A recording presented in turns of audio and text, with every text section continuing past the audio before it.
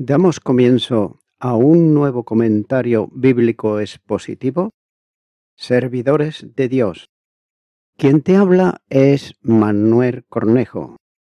En esta ocasión estaré compartiendo en el Evangelio de Mateo, capítulo 7 y versículo 22, donde dice: Muchos me dirán en aquel día: Señor, Señor, ¿no profetizamos en tu nombre, y en tu nombre echamos fuera demonios, y en tu nombre hicimos muchos milagros?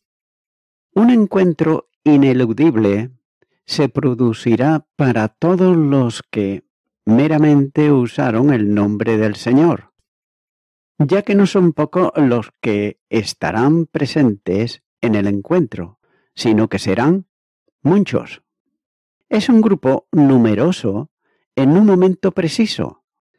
Los muchos aquí son los mismos muchos del camino ancho, del versículo 13, ya que el encuentro se producirá en aquel día. Sin duda, se trata de una referencia implícita al día del juicio final, en donde los perdidos comparecerán ante el juez supremo. Pudiera también referirse al día en que Jesús juzgará a Israel y a las naciones para determinar quiénes son los que entrarán al reino de Dios en la tierra. Mateo capítulo 25, los versículos 31 al 46. Y en esa ocasión, algunos, como no, ellos pondrán excusas a su forma de vida, pero tendrán como respuesta la sentencia de la condenación eterna. Mateo capítulo 25, versículo 41 dice: Entonces dirá también a los de su izquierda: Apartaos de mí, malditos, al fuego eterno, preparado para el diablo y sus ángeles. Sin embargo, más bien debiera de entenderse aquí como una referencia al juicio ante el trono blanco de Dios. Dios estableció para todos los hombres que mueran y después de ella el juicio. Hebreos, capítulo 9, versículo 27 dice: De la manera que está establecido para los hombres que mueran una sola vez, y después de esto el juicio. Es por eso que a los hombres no les queda otra opción que, después de la muerte, comparecer ante el juicio como Dios estableció. En aquel día, en el libro de la vida, que será abierto como testimonio a todos, no aparecerán escritos los nombres de meros profesantes, ni tampoco de religiosos, sino solo el de aquellos que han sido salvos por gracia, mediante la fe. Efesios, capítulo 2, y los versículos 8 y 9, dice: Porque por gracia sois salvos, por medio de la fe, y esto no de vosotros, pues es don de Dios, no por obras, para que nadie se gloríe. Así pues, no habrá oportunidad para rectificación entonces. Siempre, el pecador incrédulo procurará él buscar una disculpa a su pecado que le permita escapar al resultado del juicio de Dios.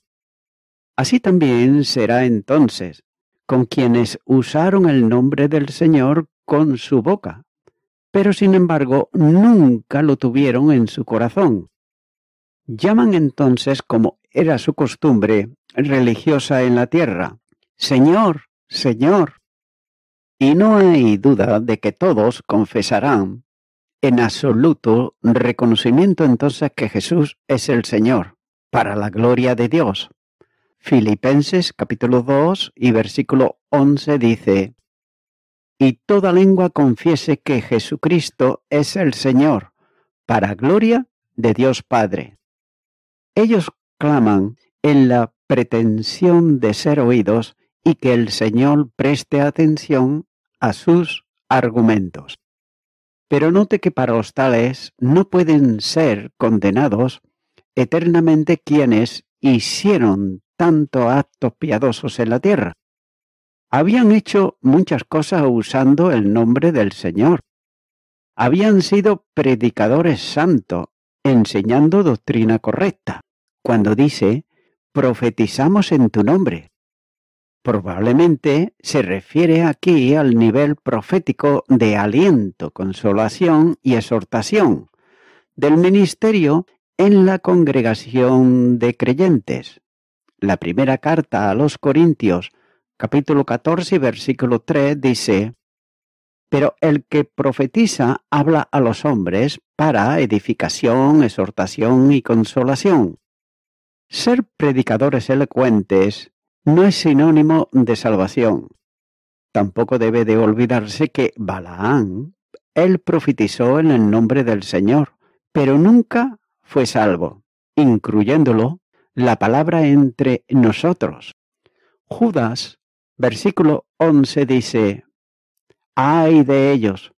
Porque han seguido el camino de Caín y se lanzaron por el lucro en el error de Balaán y perecieron en la contradicción de Coré. Simplemente se había alquilado como profeta, pero es la expresión del engaño y de la codicia, como así señala en Números los capítulos 22 al 24. Caifás también profetizó, y sin embargo no fue salvo. Probablemente estos son los que utilizan el nombre del Señor para dar credibilidad al mensaje, pero nunca fueron ellos enviados por Él para hablar en su nombre. Una segunda apelación tiene que ver con actuaciones contra Satanás, cuando dice, en tu nombre echamos fuera demonios. Esta es una evidencia mayor de relación con Dios. Sin embargo, estas manifestaciones de autoridad sobre Satanás y sus demonios surten efecto no por quien los expulsan, sino por el nombre que utilizan para ello. Jesús tiene la suprema autoridad de Dios y es perdón de pecados y la vida eterna.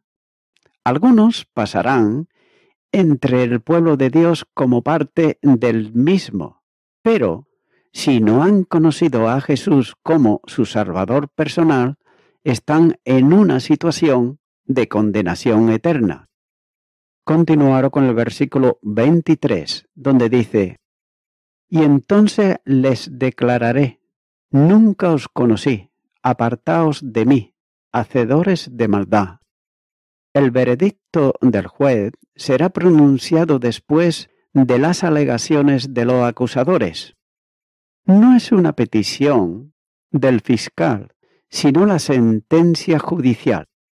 La autoridad de Jesús está claramente expresada en el verbo que utiliza. Le declararé, literalmente, le profesaré o les confesaré, es decir, dirá acerca de ellos. Aquellos acudían antes al juez apelando a su profesión y sobre la misma base recibe también la sentencia. El juez no juzga por apariencias, sino constatando la realidad espiritual de aquellos. El Señor, contundentemente, que nunca lo había conocido. Note que conocer tiene que ver no tanto con un aspecto intelectual, sino con una relación íntima de vida. Aquellos afirmaban ellos conocer al Señor, llamándole Señor, Señor. Sin embargo, Jesús nunca los conoció vitalmente a ellos, ya que son gentes que estuvieron cerca del Señor, pero que sin embargo nunca estuvieron en el Señor. Ellos nunca experimentaron una relación de intimidad, comunión con Jesús, en lo que se recibe la vida eterna. Juan capítulo 17, versículo 3 dice: y esta es la vida eterna, que te conozcan a ti, el único Dios verdadero, y a Jesucristo, a quien has enviado. Aquellos conocían intelectualmente a Jesús, pero sin embargo nunca lo habían recibido como su Salvador personal. El sello de la seguridad y firmeza de salvación se establece en el conocimiento mutuo que el creyente tiene del Señor y que el Señor tiene de él.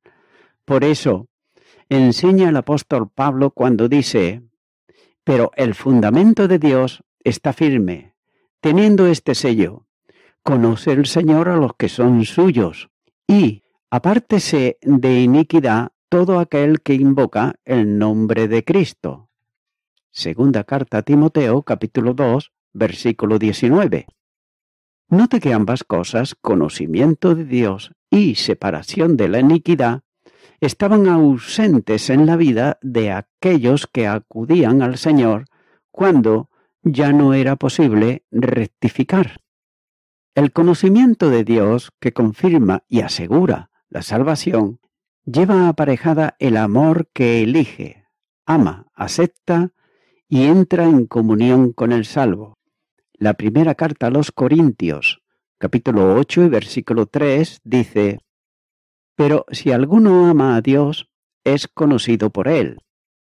Y la segunda carta a Timoteo, capítulo 2, versículo 19, dice: pero el fundamento de Dios está firme, teniendo este sello: conoce el Señor a los que son suyos, y apártese de iniquidad todo aquel que invoca el nombre de Cristo. La afirmación de Cristo sobre su relación con aquello es precisa y enfática, cuando dice: ni por un momento os conocí. Nunca se había producido entre ellos relación espiritual alguna. Sin embargo, usaban su nombre, pero vivían sin él. La sentencia es tan firme y precisa como el testimonio del Señor sobre ellos, cuando dice: apartaos de mí, hacedores de maldad. El fundamento de salvación consiste, por un lado, en el conocimiento que Dios tiene del salvo y, por otro, en la separación de éste de la iniquidad, ya que sin vinculación espiritual con Dios no hay nuevo nacimiento. Por tanto, la condición pecaminosa del no regenerado persiste. Solo son obreros de justicia quienes viven la justicia de Dios, que es Cristo. El apóstol Pablo da testimonio de su relación personal en este aspecto cuando dice: para mí el vivir es Cristo. Filipenses capítulo 1 y versículo 21. Y también dice: ya no vivo yo, mas vive Cristo en mí. Gálatas capítulo 2 y versículo 20. Las personas de buen obrar son aquellas que, viviendo a Cristo, andan en las buenas obras que Dios dispuso de antemano para ellos. Efesios capítulo 2 y versículo 10 dice: porque somos hechura suya, creados en Cristo Jesús, para buenas obras, las cuales Dios preparó de antemano para que anduviésemos en ellas. Cualquier otra actividad hecha en el poder del hombre, y sobre todo cuando está revestida de hipocresía que oculta la verdadera situación, no es acepta para Dios, ya que sigue siendo obras de iniquidad, porque son impulsadas por una naturaleza caída y no regenerada. Quien no es movido por el Espíritu Santo de Dios, es movido por la iniquidad de la carne.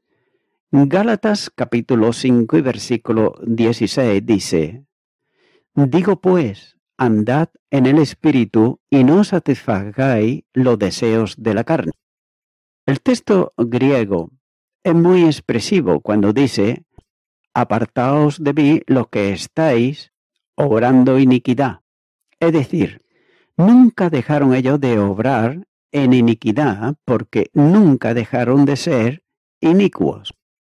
Es la iniquidad quien mueve las obras y orienta la vida de quienes no conocen al Señor, No importa cuál sea el tipo de acción que ejecuten, las obras pueden revestir el aspecto de honestidad, pero son movidas por la iniquidad propia y consecuentemente del no regenerado, ya que la mera profesión de fe no aparta la iniquidad, por tanto, no salva.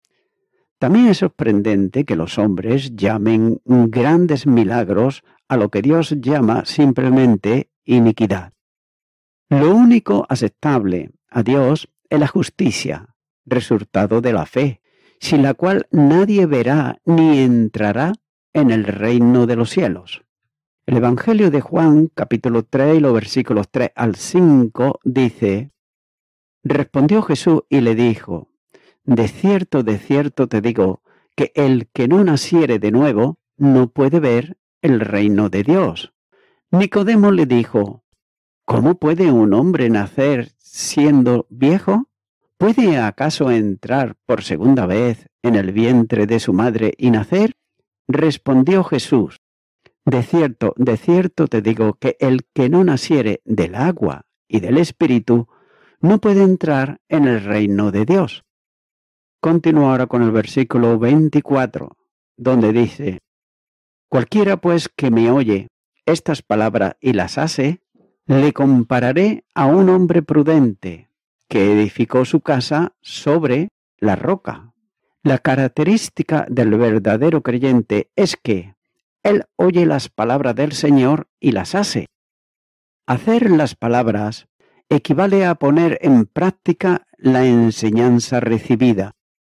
Toda la amplia enseñanza de Jesús sobre la ética del reino de los cielos fue expuesta delante de las gentes, para que rectificasen su forma tradicional de vida y la ajustasen a los principios que Dios desea.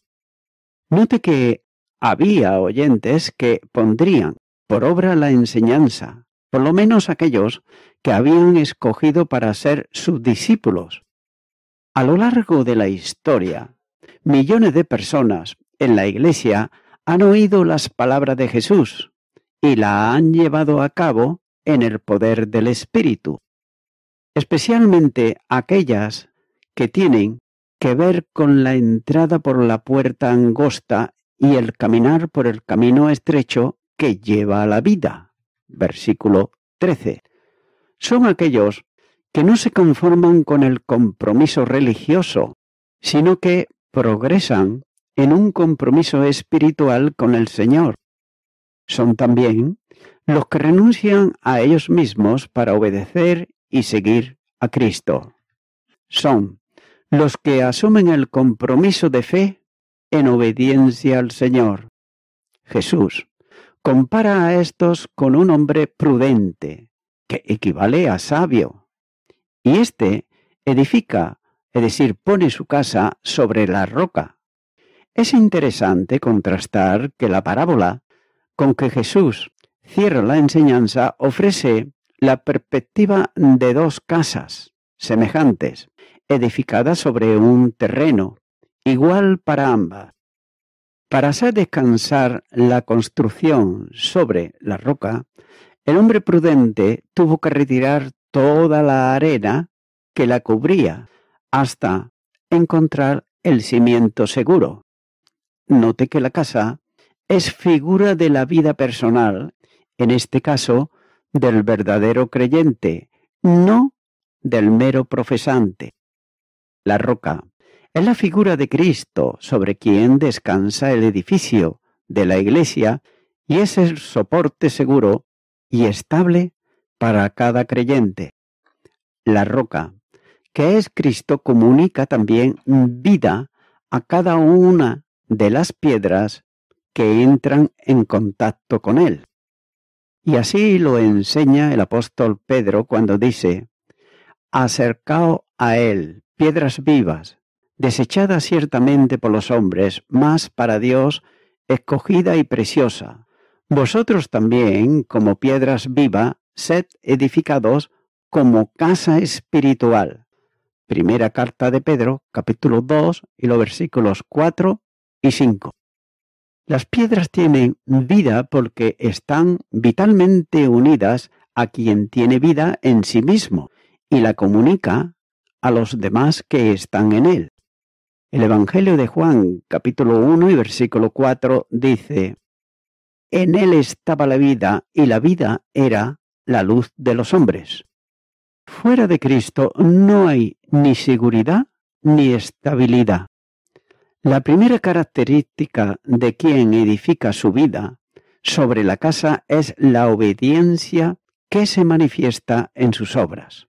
Santiago, capítulo 2 y versículo 17 dice: Así también, la fe, si no tiene obras, es muerta en sí misma. También, una segunda manifestación es la dependencia, ya que no se conforma con edificar superficialmente, busca el cimiento estable, dependiendo de él para confiarle su vida.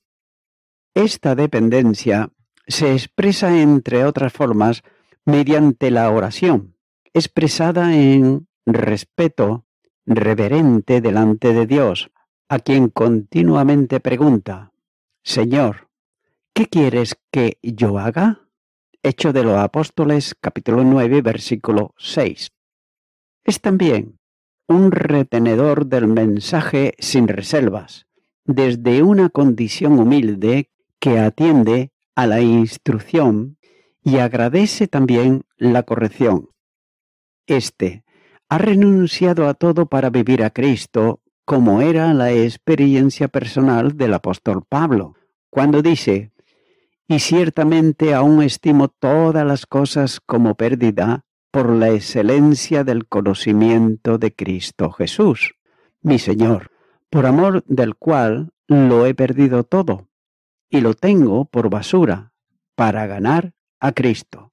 Filipenses capítulo 3 y versículo 8. Jamás confía en sus propias perfecciones, porque se está dando cuenta que no las tiene. Es, por tanto, consciente de que no lo haya alcanzado, ni que sea perfecto, sino que prosigo al blanco, por ver si logra asir aquello para lo cual fue también asido por Cristo. Filipenses capítulo 3, versículo 12. Cada avance que logra en su tarea de construcción la atribuye a la gracia de Dios y afirma: Pero no yo, sino la gracia de Dios conmigo. Primera carta a los Corintios, capítulo 15, versículo 10. Es un creyente comprometido, escarbando en la arena para separar todo cuanto sea del mundo que impida una completa comunión con el Señor. Este es su compromiso, no ya yo, sino Cristo en mí. Gálatas capítulo 2 y versículo 20. Y voy concluyendo con esto. Al concluir su sermón, Jesús le recuerda a los discípulos que no es suficiente oír sus palabras ni hacer gestos de aprobación. Por tanto, debemos de poner en práctica sus palabras, ya que somos salvos solo por la fe en Cristo. Pero la fe salvadora siempre encuentra formas de expresarse en buenas obras. Las buenas obras no tienen mérito en sí mismas, pero dan evidencia también de la presencia de una fe viva. Como la fe no es visible en el día del juicio, Cristo señalará los frutos de la fe de todos los creyentes como evidencia de que han sido recibidos en el reino de los cielos. Amigo y amiga oyente, todas estas obras, agradables a Dios, están incluidas cuando Jesús habla del hombre prudente que edificó su casa sobre la roca, ya que una persona así está preparada para soportar los problemas, los peligros y las dificultades de esta vida. Por tanto, su casa es sólida y es estable. Pero sin embargo, tarde o temprano, esa casa sufrirá la prueba de la lluvia que cae sobre el tejado, de los vientos que golpean las paredes y del crecimiento de aguas que amenazan y socavan los cimientos. Amigo y amiga oyente, si aún tu fundamento, es decir, el fundamento de tu vida, no está cimentado en Cristo Jesús, cualquier cosa, por muy ligera que sea, te puede llevar de un lado para otro, sino destruir. Por ello, es bueno que tú vengas a Cristo, que pongas tu pie en Él, que es la roca viva, que puedes tener la salvación y la vida eterna, que Él ganó en la cruz del Calvario para todo aquel que cree en su obra expiatoria. Ora conmigo esta oración que voy a hacer y repite. Señor Jesucristo, he creído hasta ahora que mi solidez estaba en la cuenta bancaria, en el trabajo, en la familia y en tantas cosas que pasan. Pero tú eres la roca eterna, y a ti vengo pidiéndote perdón ahora por todos mis pecados. Me arrepiento de ellos y te recibo como mi Salvador.